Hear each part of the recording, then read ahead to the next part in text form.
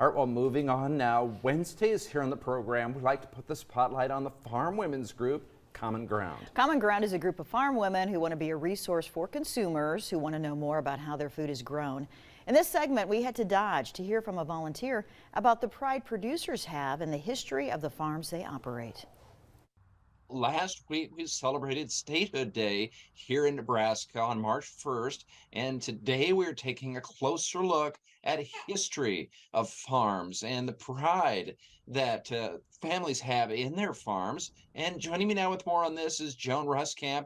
Joan, it's good to see you today. Good to see you as well. Thank you for having me. You were going to talk to us a little bit about the history of your farms, your family farms. You know, we celebrated 156 years as a state of Nebraska. And one of the things I love about our state is the diversity from the eastern to the western sides and how that allows us to really be diverse in the agriculture we produce as well.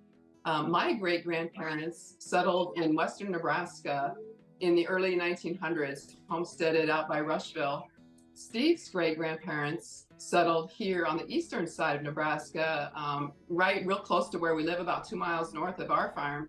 And so we have this really diverse background of agriculture in our own family, but both of them had cattle. And so on the western side of the state, where grass is grown really well, my great-grandparents and his family grew hay and grew grass and fed cattle. Whereas on the eastern side, you know, definitely there was cattle. We started growing corn and soybeans and other row crops. We get over 30 inches of rain normally in a year, and it's more humid, so it's conducive to growing those crops. In my great-grandparents' day, the majority of people lived on farm, grew food that they ate themselves. And so one of the photos, my great-grandfather's actually sharpening an axe on a grinder wheel while my great-grandmother holds the turkey. I don't know if it's his life or another's that's about to be dinner, but that was very normal and commonplace. Well, now, Steve and I are able to feed, oh goodness, how many families? 50 to 100 families just from our farm. Our feed truck has an iPad in it where we're measuring every single ingredient with a diverse amount of ingredients in there, including a co-product made when we make ethanol. It's a distiller's grain. And Steve's grandfather, when he lived on this farm, the cattle just kind of went to the edge of the pen and ate hay through a fence.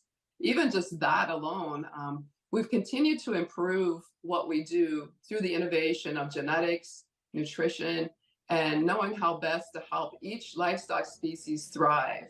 Thank you, Joan, for joining us. And we know you're coming back now with a recipe to share. I am. My granddaughter, Evelyn, is going to join me today to prepare that. All right, sounds good. We'll see you in a few minutes.